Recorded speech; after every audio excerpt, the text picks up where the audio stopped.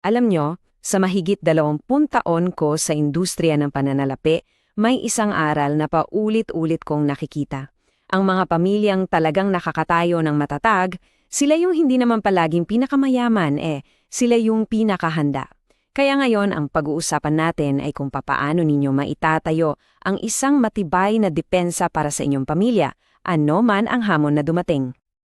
Ito yung katotohanan na pundasyon ng lahat ng matalinong pagpaplano. Madali kasing isipin na kontrolado natin ang lahat, di ba? Pero ang tunay na kapangyarihan, sa totoo lang, ay nagmumula sa pagtanggap na may mga bagay na hindi natin hawak. At dahil dito, ang magagawa natin ay paghandaan ang mga ito ng may talino at intensyon. Nakita ko na mismo ang pagbabago ng ekonomiya sa loob ng maraming dekada. Yung simpleng pag-iipon at pag-asa sa pensyon na sapat na noon para sa henerasyon ng mga magulang natin ay, sa totoo lang, hindi na tumatugma sa bilis at komplikadong mundo natin ngayon. Iba na ang mga hamon, kaya dapat maging bago rin ang ating mga estratehiya. So para magabayan tayo, heto ang 6 na mahalagang bahagi na tatalakayin natin. Uunahin natin ang pag-unawa sa kasalukuyang hamon, tapos titingnan natin ang isang mas matatag na estratehiya kaysa sa ordinaryong emergency fund. Susundan natin yan ng 3 konkretong hakbang: pagsusuri, pagmamapa, at pamumuhunan. At tatapusin natin sa pinaka-goal, ang pagbuo ng tunay na katatagan. Sundan ninyo akong mabuti. Okay, unahin muna nating i-diagnose yung problema. Kasi bago tayo makabuo ng anumang solusyon, kailangan nating lubusang maintindihan kung bakit mapanganib na umasa pa rin sa mga lumang financial strategy. Ang pagbabago, tandaan nyo, hindi ito optional, ito'y isang pangangailangan para makaligtas. Tingnan ninyo ito. Ito yung realidad na kinakaharap yung napakaraming pamilya ngayon. Bawat desisyon may bigat. Ang budget, parang laging kapos. Ang pag-iipon, isang malaking hamon. At yung mga plano para sa retirement at kalusugan na dati parang sigurado, ngayon kailangan na ng walang tigil na pagbabantay. Ito ang bagong normal, at ito mismo ang kailangan nating paghandaan. Ngayong malinaw na sa atin yung mga hamon, oras na para pag-usapan ang isang mas mataas na antas ng paghahanda. Hindi na talaga sapat yung simpleng emergency fund. Ang kailangan natin ay isang proactive na plano. Isang arkitektura ng seguridad na hindi lang pansamantalang panapal, kundi isang matibay na pundasyong. Napakahalagang maintindihan natin ang pagkakaiba. Ang emergency fund, isipin nyo para lang yung first aid kit. Magagamit sa maliliit na aberya tulad ng nasirang sasakyan, pero itong risk mitigation strategy, iba to. Para kang nagtatayo ng isang buong ospital. Hindi ito para sa simpleng sugat. Ito isang sistema na inihanda para sa mga malalaking sakuna. Pagkawalan ng trabaho, malubhang karamdaman, o krisis sa ekonomiya. Mga pangyayaring kayang sumira sa buong pamilya. Ito ang pinakapuso ng konsepto natin. Sa aking karanasan, ang pagpaplano ay hindi tungkol sa pag-iwas sa lahat ng panganib. Imposible yun. Ito ay tungkol sa pagbuo ng isang shock absorber para sa pamilya.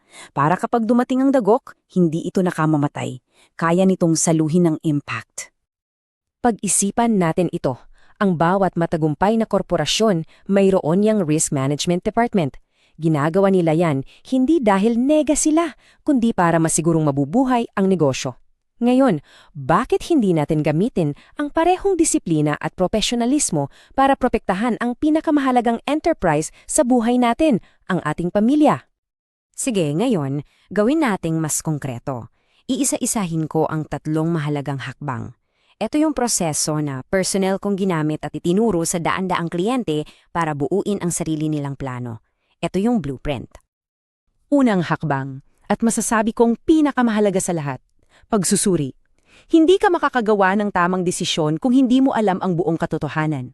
Parang doktor lang yan hindi magre-reseta ng gamot nang walang kumpletong diagnosis. Ganun din tayo. Hindi tayo pwedeng bumuo ng plano nang walang malinaw na pag-unawa sa ating kasalukuyang kalagayan. Ang susi sa hakbang na to ay ganap na katapatan sa sarili. Kailangang ilatag ang lahat ng dokumento. Mga pulisa ng insurance, mga kontrata, mga utang, at lahat ng pinagkukunan ng kita. Ang goal dito ay makalikha ng isang financial x-ray, isang malinaw at hindi na itatagong larawan ng inyong tunay na sitwasyon. Dito talaga nagsisimula ang lahat. Okay, pagkatapos nating makolekta ang lahat ng datos, ang ikalamang hakbang ay ang pagbibigay kahulugan dito. Ito yung stage kung saan isasalin natin yung mga numero at dokumento para maging isang malinaw na mapa ng ating financial health.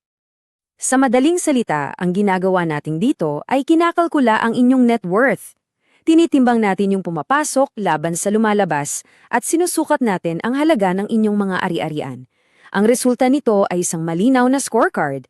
Isang numero na magsasabi sa atin kung gaano ba talaga katatag o karupok ang inyong financial health sa ngayon. At kapag nakita na ninyo yung scorecard na to, wala nang hula-hula. Malinaw na ninyong matutukoy kung saan yung mga butas sa inyong pundasyon at kung saan naman yung mga oportunidad para palakasin ito. Ang kaalamang ito ay kapangyarihan. Dito kayo magsisimulang gumawa ng desisyon na base sa datos, hindi sa takot o kaba. At ngayon, narito tayo sa ikatlo at huling hakbang, ang aksyon. Ang pamumuhunan sa kontekstong ito ay hindi tungkol sa mabilisang pagyaman. Hindi. Ito ay tungkol sa sistematikong pagpupundo sa inyong katatagan, ang pagtatayo ng pader at paglalagay ng mga panangga bago pa man dumating ang bagyo. Sulyapan natin ang mga seryosong panganib na to. Ito yung mga what if na ayaw nating isipin, pero ang matalinong pagpaplano ay kailangang harapin ng mga ito. Ang layunin ay hindi para manakot, kundi para kilalanin ang realidad, kasi ang paghahanda para sa pinakamasamang sitwasyon ang siyang nagbibigay sa atin ng kapayapaan ng isip sa araw-araw. So matapos ang tatlong hakbang na ito, pagsusuri, pagmamapa at pagpupondo, saan nga ba tayo nito dadalhin? Ang pinakalayunin ng lahat ng ito ay simple lang, pero napakalakas, ang pagbuo ng tunay at pangmatagalang katatagan. At dito bumabalik ang lahat. Uulitin ko ang sinabi kanina, ang pangunahing layunin ay hindi alisin ang panganib, kundi pagaanin ang dagok nito. Hindi natin mapipigilan ang bagyo, pero sa pamamagitan ng matalinong pagpaplano, makakapagtatayo tayo ng isang tahanan na kayang malampasan ito. Iyan ang tunay na diwa ng risk mitigation, kontrol at katatagan, hindi yung ilusyon na hindi katatablan. At ito ang pinakamahalagang aral na gusto kong iwan sa inyo. Sa pamamagitan ng proactive na pagpaplano, tinitiyak natin na ang anumang krisis sa labas ng ating tahanan ay mananatiling nasa labas. Pinipigilan natin itong pumasok at maging sanhi ng pagguho ng pundasyon ng ating pamilya. Kaya iiwan ko sa inyo ang tanong na ito para pag-isipan. Ang plano ba ng inyong pamilya ay para sa mundong lumipas na o para sa realidad ng hinaharap? Tandaan ninyo, ang mga desisyong gagawin ninyo ngayon ang siyang huhubog sa kakayahan ninyong harapin ng bukas. Panahon na para simulan ang pagtatayo.